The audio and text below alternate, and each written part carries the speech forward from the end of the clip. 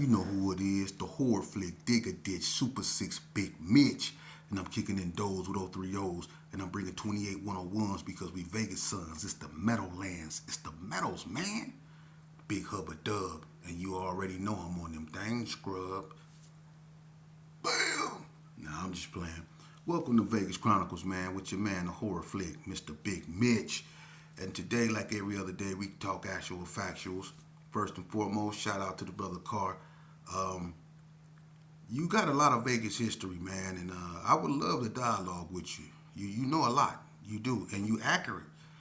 But when you say the Rolling 60s had the biggest impact on Vegas, I'm not going to argue with that because they're old. But you can't forget about the GQs, okay? The Qs, to me, had the biggest impact on cripping in Vegas because, to me, you know, at one point the GQs was the biggest gang in Vegas. They occupied many territories.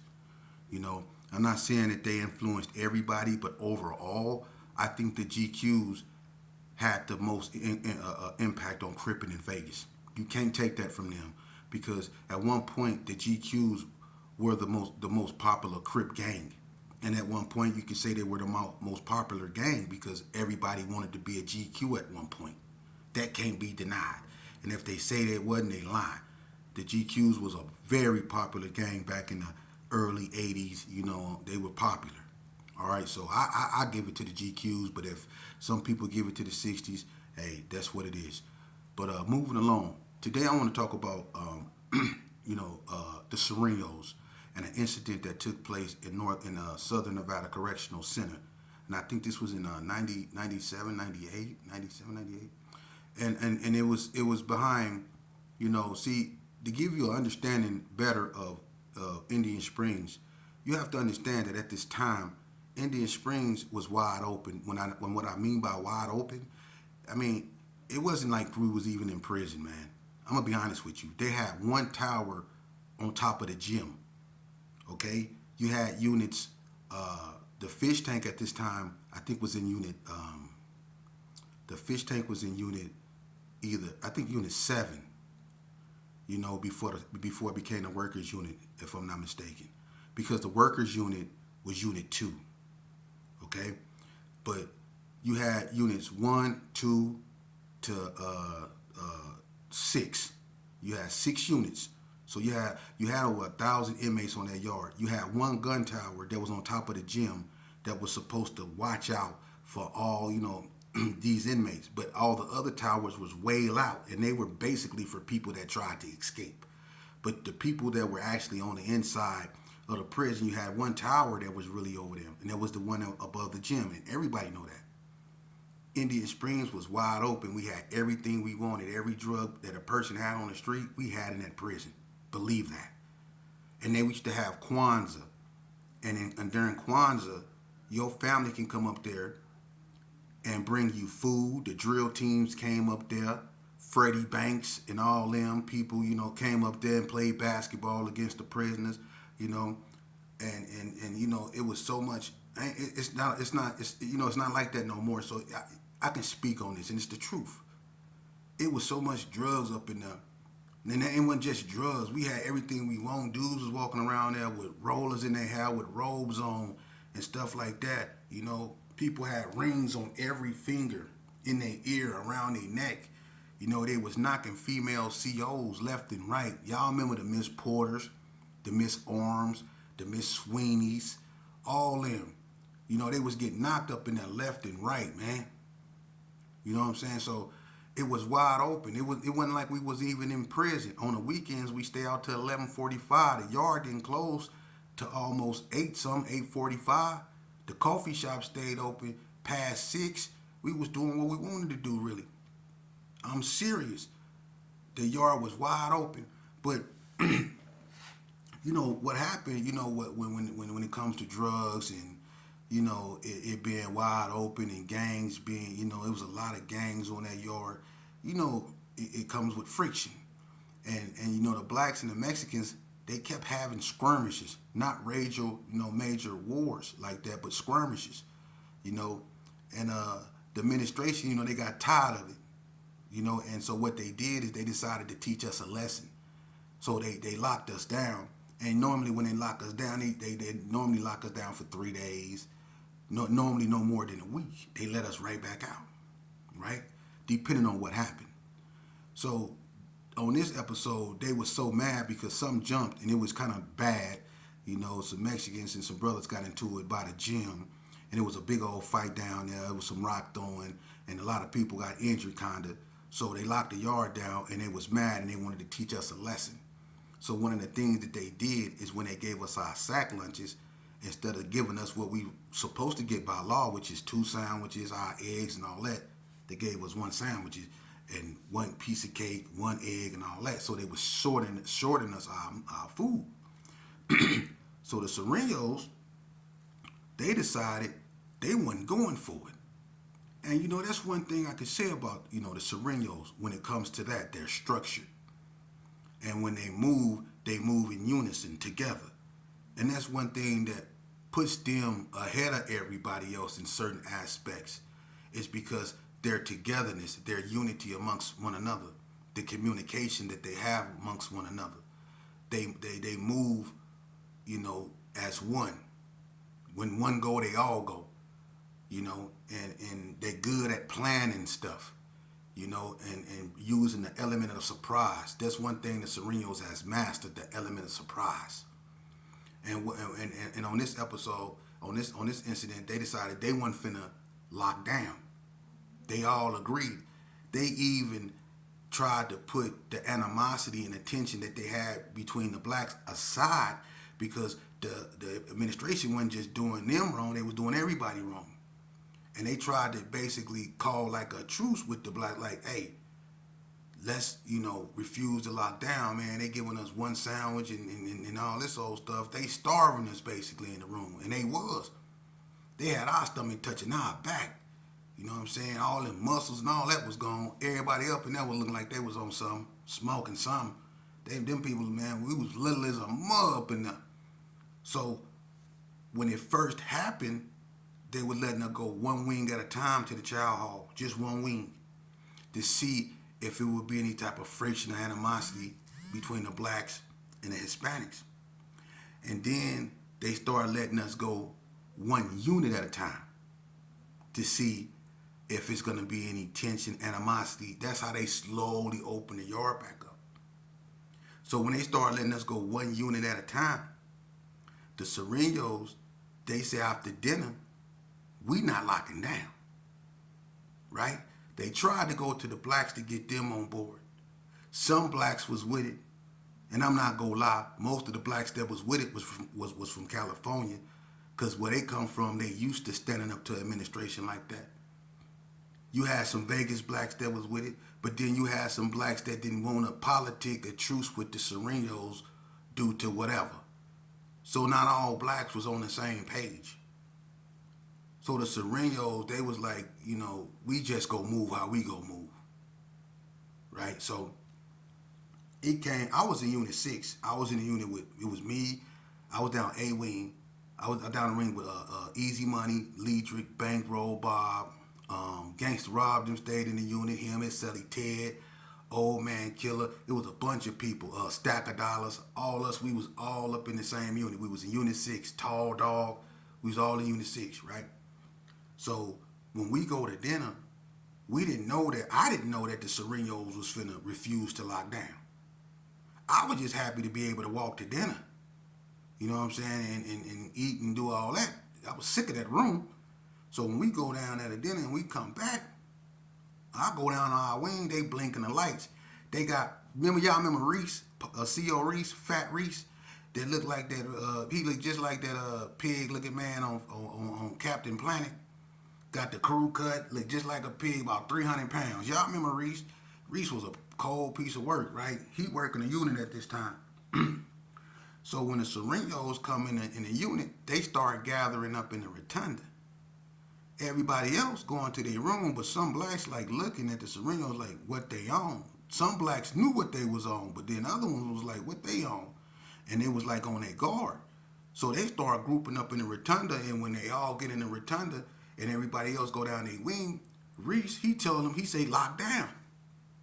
They start saying, F you, throwing their cups and stuff at the bubble and all that, right? So he made the worst mistake of his career. Instead of him standing in the bubble and calling for backup, because at first he was clicking the lights and the doors. That means go in your room. When they blink the lights or click your doors in a row, you hear that clack, clack, clack, clack, clack, clack. That means go in your room. So he came out the bubble and told us Serenos, get to your wing, get down your wing. When them Serenos said, fuck you, excuse my French, he said, F you, puto, and fired on Reese. Look, Reese tried to run back to the bubble. Them Serenos was on him. Hey, they was throwing flying kicks, kicking him in his side, kicking him up. They was kicking him behind the back of his knee. They was beating the brakes. One of them was on his neck. He was screaming, hey, yeah, yeah. They was wearing Reese out. But Reese about 300 pounds. So they was trying to get him to the ground, and they couldn't get him to the ground. Reese got back in that bubble. He was dragging him. They was on him. They was on his neck. They was on him, man. Like, man, they was tearing Reese up. Reese was, yeah. He got back in the bubble and shut that door. And then look, one of them then went and got some hot water. he came back. Remember they had them red hot pots, them long red hot pots? One of them ran and got a hot pot, right? He had some hot water. And Reese was in the bubble. He ran over there to where you get the kites. When you actually want to kite or something, they got this little slot in the bubble, in the front of it. And you can get kites, your mail, or whatever up out of there, right? One of the Serenos then ran to the bubble in that little slot right there and threw some hot water through the little slot on Reese. They was giving him the blues up in there, right? He called for backup. But what happened was, while the Serenos was in Unit 6 taking off, the ones that was in the rotunda in the other units, because when it's chow time, what they do is they let everybody out on the rotunda until it's your unit time to eat. And when it's your unit time to eat, they'll open all 3 gates and let y'all go to dinner. But until it's your time to go eat, y'all stay on the tier down your wing. And when they heard that it was jumping down the other wings, because back in the days they used to open the wings and we used to be able to cross the wings and go hang out in other wings. Indian Springs was wide open, you know. So when it jumped in Unit 6, the Serenos and the other units was already ready. They was already hanging out in the rotunda, but not looking suspicious. So when they heard it jump in Unit 6, they tripped out in the other units. So S&E couldn't respond to every unit. So in our unit, I can't really speak for what happened in the other ones. So in our unit, they was torturing Reese. They was torturing Reese, man. And the administration, you know, every CO that worked in that prison, they had to come from home and come to that prison. So you seen COs that normally worked in the morning, there at night. And then they called COs from Jean, Nevada prison up over there. They all put on their equipment and stuff, but they couldn't, it was jumping in every unit. But some units didn't have a lot of Mexicans. So they was able to contain it. And like I said, not all blacks rolled. That's the thing. Not all the blacks rolled. Some blacks went in their room. Didn't want nothing to do with it. A lot of Cali blacks rolled with the Serenos and refused to lock down. And when the police stormed our unit, when they came up in there, remember Harwood got knocked out. Harwood got knocked out. They knocked Harwood out, man. And when they knocked Harwood out, man, they gassed that whole unit. They called Metro, everything. Them Serenos wasn't playing. And when they came in there, them Serenos had towels wrapped around their face, screaming, them little war cries they be doing, man. Them Serenos tore them units up, man. And the head honcho was this real skinny Sereno from California. His name was Flacco. He liked to do tattoos a lot, but you never really seen this dude. He always stayed in his room, but he was running that yard, and he had them so in sync that, man, they had to call Metro. Metro came up there and shut that down. For real. And they took every Sereno, anything that looked like it was a Sereno, They took them off the man. Look, they and all in went to Ely. It was either Ely or NSP. They put them on a bus that night. Got them up out of there. For real, because they tore that unit up. And when it was all said and done, wasn't nothing on the ground but a gang of water, tore up paper, the garbage cans was through everywhere. I mean, they tore that unit up, man. For real. They tore that. They had dogs up there. They had all kind of stuff up there, man. They was making us come out the unit in our drawers, making us sit in the dirt. All that, man. Them Serenos did that day. They tore that prison up, man, and they refused to lock down. But I tell you this here, even after all that carnage that they caused, and they sent the Serenos to Ely, right?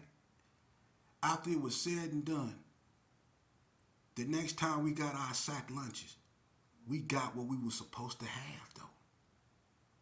But the Serenos was shipped off. And the people that refused to ride and stand up with them reaped the benefits of what they sacrificed. They got their sandwiches back. They got their full lunch back. But the Serenos got shipped off the yard. Not all, and I'm keeping it real, not all the blacks rolled. They got some of the Cali boys, some Vegas dudes rolled. But as many blacks that was on that yard, they did not stand up and stand with them Serenos when the Serenos was trying to stand for something that was right. They was doing all us like that. The white boys didn't ride neither. They didn't ride neither. It was the Serenos that stood there. They stood there. And look, that was cold because when they did open the yard back up, everybody, I mean, people act like, nothing happened. Like them Serenos didn't make it, so they at least was in their rooms, not starving like they was, and they got their food, But they locked down up in Ely and NSP. Ain't no telling what they going through for what they did, because like I said, Harwood, and everybody remember Harwood, Erkalani, and all them COs right there. Harwood got knocked out cold by them Serenos, man. And they shipped all them Serenos away, and everybody else got their food back and didn't do nothing. So don't get it twisted. The Serenos, when it come to that, I'm not saying that they was, all I'm saying is that what they were standing for then, it was right. They were standing up for something that, by law, that we were supposed to get. And they wasn't giving it to us, and the Serenos wasn't going for it, and they had the audacity to stand up and do what they did, and they handled their business, and didn't nobody ride with them like they were supposed to ride with them. But they reaped the benefits of what they did after they got shipped. And that's one thing that I never understood, and I'm gonna tell you something about a lot of Serenos that I know.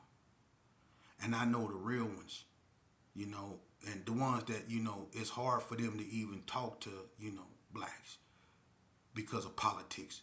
But it's some of them that respect, people that's, one thing about Serenos, when they see that you a real one, and they see that you got honor, they respect that, and some of them, it's hard, but, in certain incidents, I got to kick it with, they hunchos, and people like Cyclone from Little Locos, Peanut from Little Locos, and a few more, Curlocks, Cornbread, you know what I'm saying?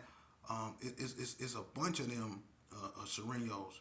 Chino went out backwards, I'm not going to even speak his name, but it was a bunch of them like Mike at NSP, who was the head honcho, those dudes were some real dudes, man, and they family oriented, and a lot of them just wanted to get back to their families, man. A lot of them is good people, man. And a lot of and I'm not being no hater. I'm keeping it real. I'm talking with a lot of Serenos, man, and a lot of them have problem with blacks because they, it's like this. They say, they don't understand how blacks, why they don't stick together. They sit back and watch how they fight amongst each other, how they can't leave their differences at the gate. Like, Serenos, when they come in there, either you northern or you southern or you're a Paisa. That's how that go. But they stick together and they see how blacks treat one another. And when something happened and they don't want no war and they want to be able to talk before something happened, they don't know who to go to. Because if they go to the Crips and say, hey, can we, squash this by woo woo woo, the situation might be with some more Crips that they don't like. So it's hard for them to find, a black that they can go to that can stop stuff from happening because the blacks don't stick together. You see?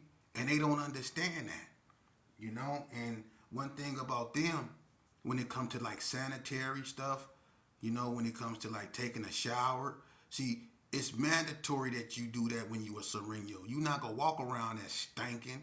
You're not going to walk around there with food on your shirt. You're not going to walk around there looking bad. You're not going to make them look bad.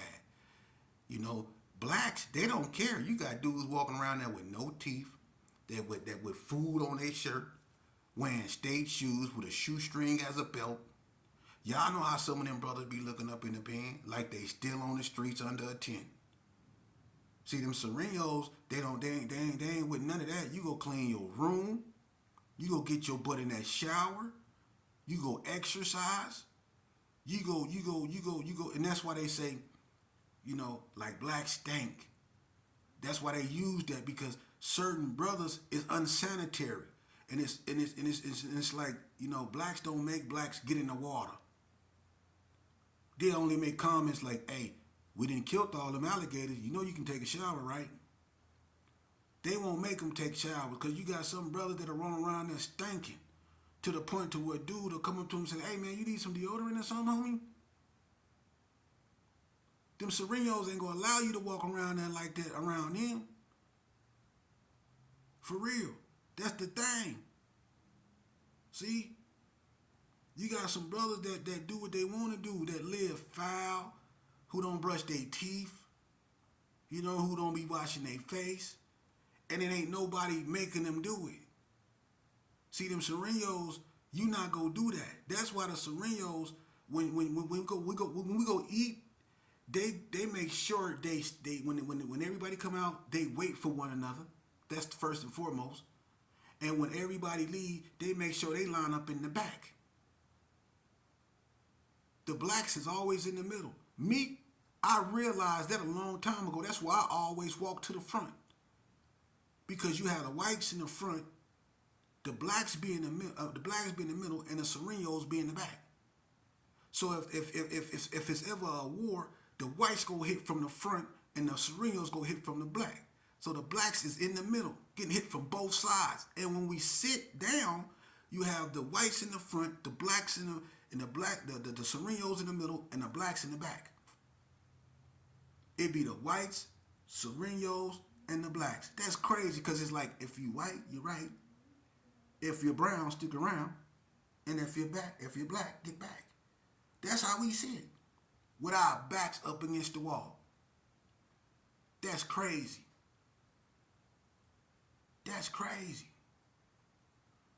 But see, one thing about them is, like I say, man, when it comes to sanitary, they got to do all that. We don't push them type of politics. And that's crazy. See, when you a Sereno and you come in there, ain't no shaking hands and no love or that. They go ask where that paperwork at, because we want to make sure you ain't in here for no, blacks don't do that. So they look at that. That's what I be trying to say. But they did their thing that day in Indian Springs. And